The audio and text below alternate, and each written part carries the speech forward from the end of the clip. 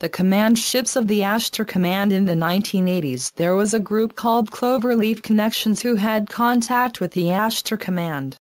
On the 8th February 1989, the following reply was given, in response to questions regarding details of what were referred to as secondary ships.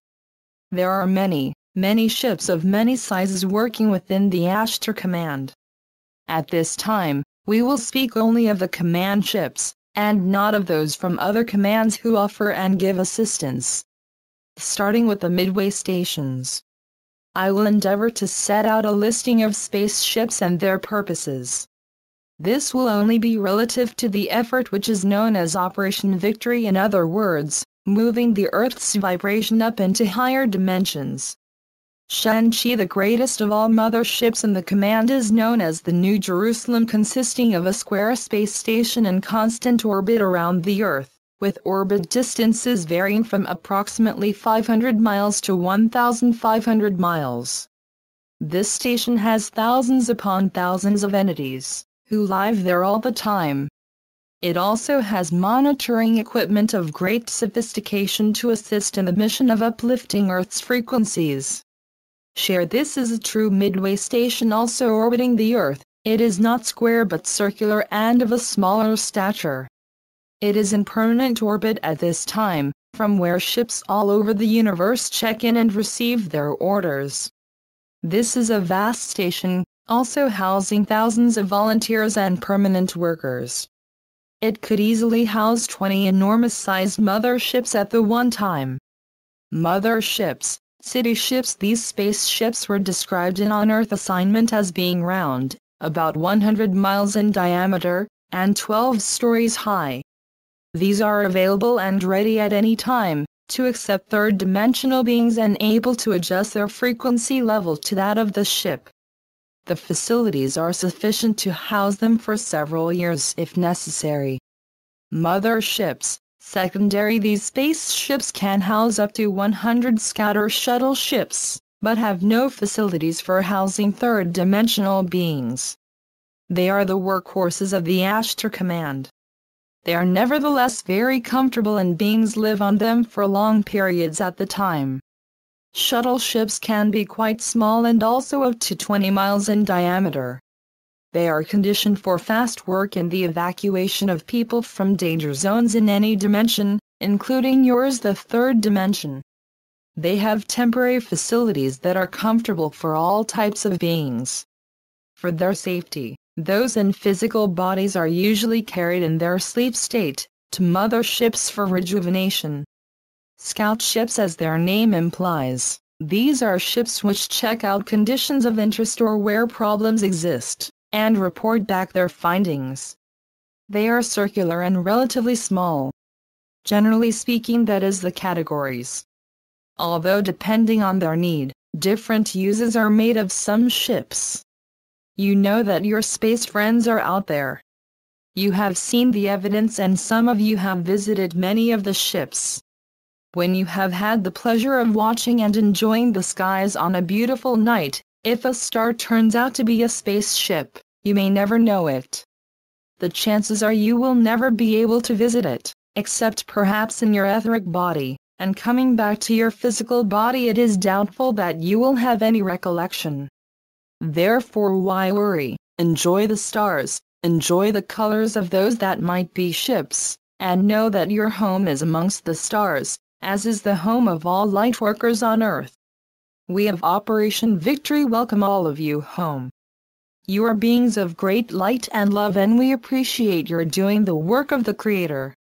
From Little John, February 8, 1989. The above messages were then matched to others that were the subject of two channeled books by Twella Ashtar, Tribute and On Earth Assignment, copyright 1988 by Guardian Action International.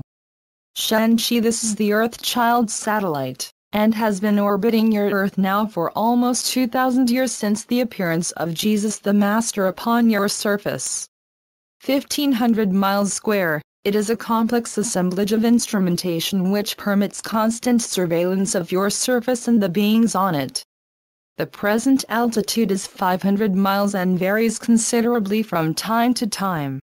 Our headquarters is on one of the largest of the mother craft, and orders and instructions come from this craft, and it is a city in itself. Most of the people are natives of one or another of the planets in this solar system, but also we do have those working with us from other solar systems. Our workers do visit their home planets, at various times on what you may call vacations. Most of us have worked together for a very long time. We are a well-knit confederation and feel that we are an effective one. The largest inn of heaven, a floating etheric world, houses the headquarters of Lord Jesus Sananda, Lord Ashtar and the Ashtar Command. Share this is different to Shanchi in that it is a quadra station.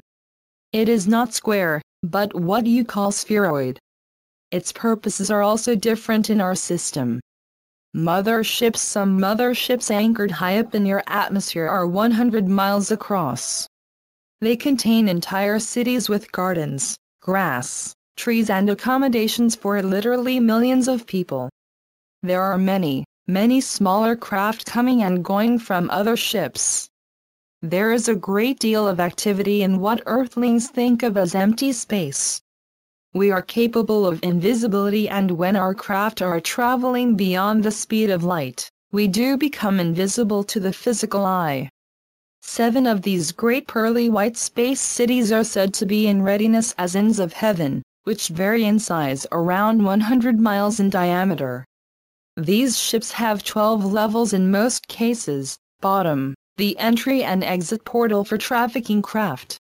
Includes disembarking platforms, parking docks, garages, maintenance departments, storage areas and registration headquarters. A colossal stock room, the quartermaster deck, containing all manner of supplies. It is an immaculate city of warehouses. A vast zoo, including animal husbandry research and a birdland, with creatures from many worlds. Agricultural research. It is like a vast farmland of well-kept vegetables, gardens and fruit orchards. Much of the growth is blue instead of green. Housing center for all those technicians and persons who serve on the 4 levels below. Recreational level and lushly landscaped park areas for residents of all ages. Medical complex. Patient facilities, dental care, biological research, ships, laboratories and quarters for all medical personnel. Housing prepared for Earth's evacuees. It contains staterooms for individuals and apartments for families. There are countless joint dining areas, social halls, nursery care sections, laundry facilities and information offices. University compound. The halls of wisdom, vast libraries, endless concert halls and cultural interests, halls of learning for all ages, music rooms and computer classrooms. Special apartments for visiting dignitaries from all dimensions, barracks for the ETs, staterooms and apartments with multiple scattered conference rooms and beautiful sprawling dining and lounge areas. Ashtar Command Headquarters and the Great Rotunda Meeting Hall. Earth evacuees are brought to this great hall for any necessary group gatherings. The Command Communication Center is located here. Officers Observation Deck and Pilot Control Center, which can be visited by appointment. There are millions of craft operating in the solar system at all times, and many of these belong to the Ashtar Command. Some are stationed far above your planet and are more or less stationary for long periods of time, keeping track of the Earth on their monitoring systems. Others move about, discharging their various duties. We have small craft doing surveying activities, and we have larger craft with extended range that are capable of operating in space and which visit planets in other solar systems. Each base or Earth unit does, at all times, have its personal craft hovering within its vortex, for personal immediate relay of messages to or from that unit. This station or platform never changes, although the persons involved might be removed temporarily for rest and relaxation, to return later. All of our signals, beams in contact are relayed to our messengers through the medium of these individual platforms of contact. In the atmosphere above a base unit, there is an invisible identifying beam that projects incredibly high above it for identification purposes. This beam projection identifies the particular command sponsoring the base unit. Those of you who serve in your places, be assured that all who participate in this program know you are there.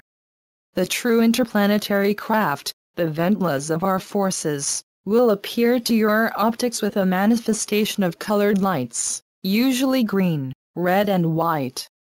They will sometimes appear constantly red and green, other times they will appear to be flashing.